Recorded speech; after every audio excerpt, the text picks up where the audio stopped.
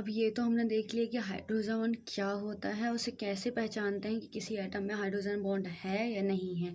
अब हम देखेंगे कि पता कैसे चलेगा कौन सा हाइड्रोजन बॉन्ड ज़्यादा स्ट्रॉन्ग है। देखो क्या होता है, हाइड्रोजन बॉन्ड की जो बॉन्ड एनर्जी हम बोल सकते हैं या फिर हाइड्रोजन बॉन्ड की स्ट्रेंथ बोल सकते हैं, वो किस पे डिपेंड करती है।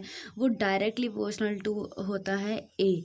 डायरेक्ट प्रोपोर्शनल टू ए का डायरेक्टली प्रोपोर्शनल मतलब होता है कि जितना ज़्यादा ए बढ़ेगा उतना ज़्यादा बॉन्ड स्ट्रॉन्ग होगा। और इनवर्सली प्रोपोर्शनल होता है बी के, मतलब कि जितना ज़्यादा बी बढ़ेगा उतना ज़्यादा क्या होगा, बॉन्ड वीक होगा। जैसे हम बोल सकते हैं इलेक्ट्रोनेगेटिविटी कैसे देखते हैं, इलेक्ट्रोनेगेटिविटी से देखते हैं। इलेक्ट्रोनेगेटिविटी अगर ए की इलेक्ट्रोनेगेटिविटी अगर ए की ज़्यादा है तो क्या होगा, बॉन्ड और स्ट्रॉन्ग बनेगा। क्या बनेगा, और स्ट्रॉन्ग बनेगा। क्यों बनेगा स्ट्रॉन्ग, क्योंकि ये क्या करेगा, जितना ज़्यादा इलेक्ट्रोनेगेटिव एटम होगा वो क्या करेगा, अपनी तरफ और खींचेगा, और जितना ज़्यादा वो खींचने की कोशिश करेगा इतना उतना ज़्यादा और अट्रैक्शन लगेगा इनके बीच में। अट्रैक्शन तो उतना ही बॉन्ड क्या करेगा, स्ट्रॉन्ग बनेगा।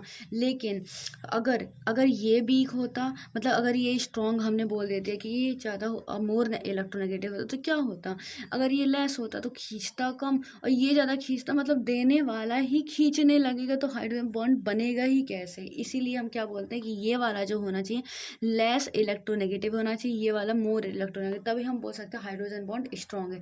जैसे हम बताना चाहें इसमें सबसे ज़्यादा स्ट्रॉन्गेस्ट हाइड्रोजन बॉन्डिंग किसकी है, तो कैसे बताएंगे।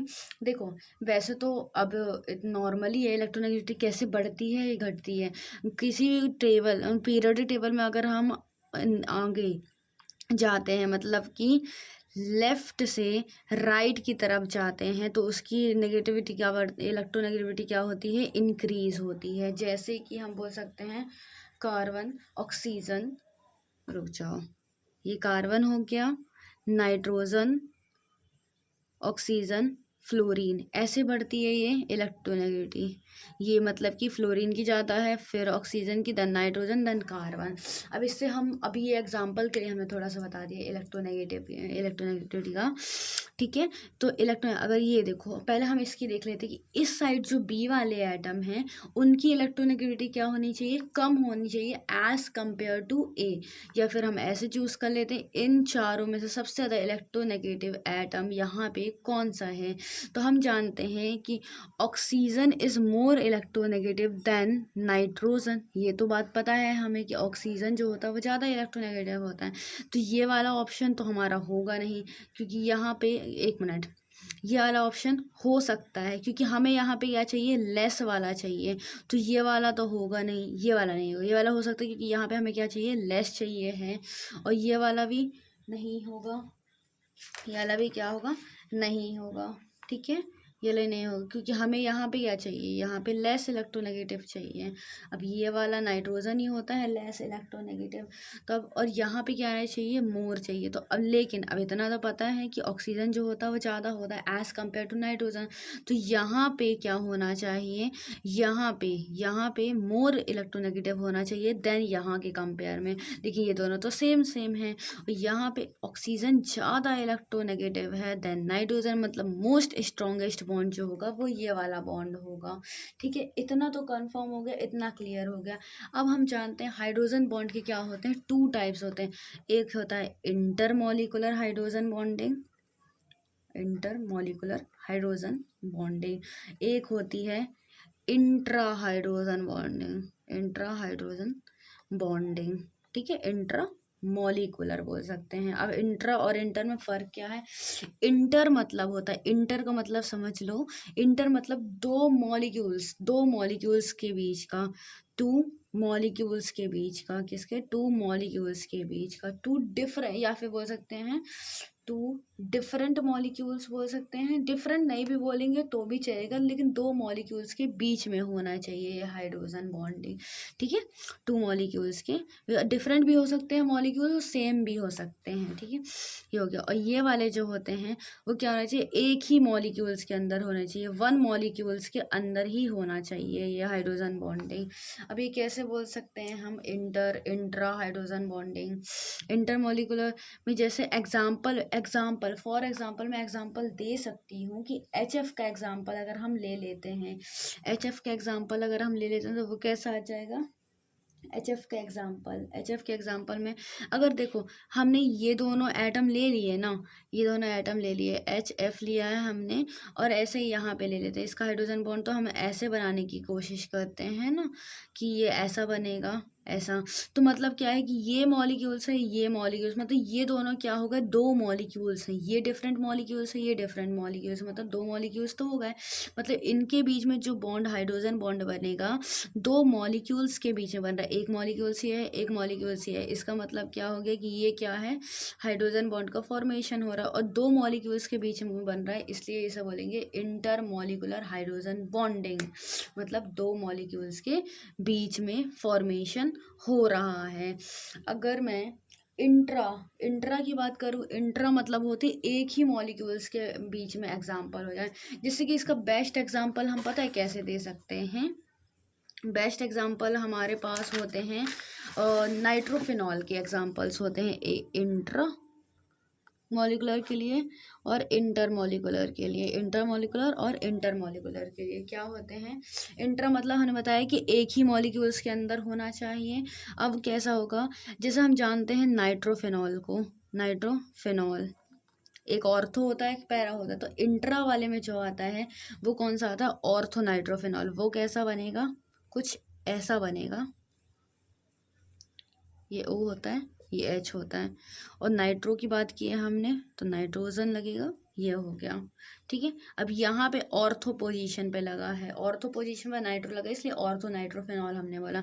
अब देखो ये क्या है A, ये क्या है H, और ये O क्या हो गया B, तो मतलब इनके बीच में AH और ये B बॉन्ड बनता है, ऐसे ही यहाँ पे बन जाएगा OH, इनके बीच में बॉन्ड बन जाएगा, मतलब ये क्या हो गया, हाइड्रोजन बॉन्डिंग का फॉर्मेशन।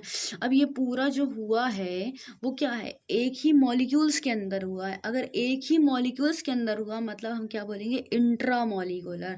अब इंटर, अब इसी में एग्जांपल ले लेते हैं, ऐसे ही टाइप में क्या ले लेते हैं, एक पैरा नाइट्रोफिनॉल का एग्जांपल ले लेते हैं, पैरा नाइट्रोफिनॉल। अब देखो ये O है, ये H है।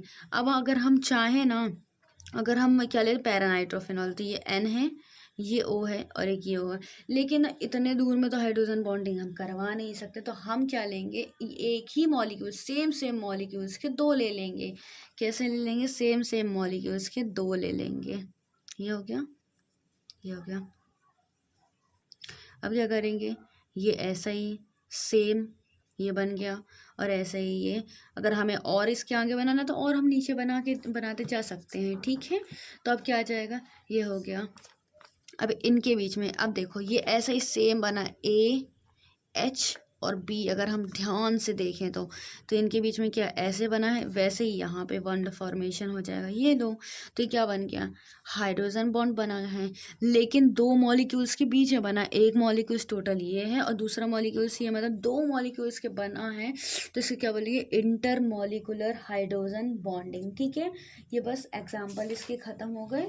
ठीक है, अगर हम चाहें तो और भी ले सकते हैं। अच्छा एक बात ज़रूरी है कि अगर हम सोचें, ये हाइड्रोजन बॉन्डिंग का केस तो यहाँ पे जैसे हमारे लिए ख़त्म होता है, लेकिन हम सोचें कि आइस जो होता है वो फ्लोट क्यों करता है, आइस फ्लोट क्यों करता है, आइस फ्लोट क्यों करता है ये बता।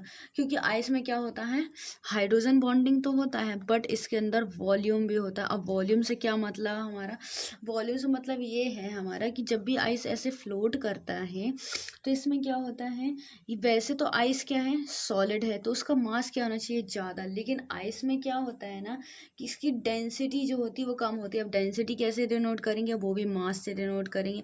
अगर हम कहीं पे एक आइस रख दें और उसी उतने ही साइज में वाटर रख देते हैं तो वाटर का मास ज़्यादा होता है, वाटर का मास क्या होता है, ज़्यादा होता है, मतलब इसकी डेंसिटी क्या है, ज़्यादा है। और आइस की जो क्यूब है उसकी डेंसिटी क्या हो जाएगी, कम, इसका मास क्या है, कम है ना, इसका मास क्या होता है, कम होता है। और ऐसा क्यों होता है, क्योंकि इसके अंदर वॉल्यूम होता है। जब हम हाइड्रोजन बॉन्ड का फॉर्मेशन करते हैं, जैसे ये दिया हुआ है, ठीक है, हमने ये हाइड्रोजन लिया है, हाइड्रोजन बॉन्ड जब हम फॉर्मेशन कर रहे हैं तो ये हमने लिया हुआ है ये हाइड्रोजन, और ये ऐसे ही ये हाइड्रोजन लिया हुआ है, ऐसे हमने यहाँ पे बनाया हुआ है, ऐसे यहाँ पे बनाया हुआ है। ठीक है, ये देखो ये हो गया, ये ये हाइड्रोजन बॉन्डिंग, ये हाइड्रोजन बॉन्डिंग के, अब ये इनके बीच में हाइड्रोजन बॉन्डिंग, ये हाइड्रोजन बॉन्डिंग होती है, ये हो गया। और ये हो गया ये। तो इसके बीच में जो स्पेस खाली है वो क्या है, वॉल्यूम। और जितना ज़्यादा वॉल्यूम होता है मतलब अंदर से खोखला है, अंदर कुछ भी मास नहीं भरा, इसलिए तो वो खाली है, इसलिए तो फ्लोट कर रहा है ना। जैसे प्लास्टिक की चीज़ फ्लोट कर जाती है, कुछ होती है जैसे बॉल होती है वो फ्लोट करती है, क्योंकि उसके अंदर वॉल्यूम खाली जगह है। बाकी ऊपर तो मास हमें दिख रहा है लेकिन अंदर क्या है, खाली, इसलिए वाटर जो होता है फ्लोट करता है। इतना याद रखना, आइस में होती है हाइड्रोजन बॉन्डिंग, लेकिन अगर जब वाटर जो होता है वो लिक्विड फॉर्म में होता है ना, लिक्विड फॉर्म में, तो उसमें कोई हाइड्रोजन बॉन्ड प्रेजेंट नहीं होता। क्यों नहीं होता है, क्योंकि देखो जब भी वो आइस होता है ना, आइस को क्या कहते हैं, आइस जब अपने normal temperature, ice 0 degree Celsius से, आइस जो होता है अगर -डिग्री सेल्सियस में होगा तो आइस है, उसके बाद 0 डिग्री सेल्सियस में आएगा तो वाटर के फॉर्म में आने लगे थोड़ा, तो इसकी जो हाइड्रोजन बॉन्ड होते हैं ना वो थोड़ा वीक होने लगते हैं। फिर जितना वो अपने वाटर से 0 डिग्री सेल्सियस से वो फिर बढ़ेगा, जीरो से जब आगे बढ़ेगा वो, तो क्या होगा, वाटर के प्योर फॉर्म में, बिल्कुल सेम वाटर के फॉर्म में आ जाएगा। तो इसके पूरे जो हाइड्रोजन बॉन्ड होते हैं ना वो ब्रेक हो जाते हैं, क्या होते हैं, हाइड्रोजन बॉन्ड ब्रेक हो जाते हैं। इसलिए हम बोलते हैं कि हाइड्रोजन बॉन्ड क्या हो गया, टूट गए हैं। इसमें तो हाइड्रोजन बॉन्ड वाटर के लिक्विड फॉर्म में नहीं है। ठीक है, थैंक यू।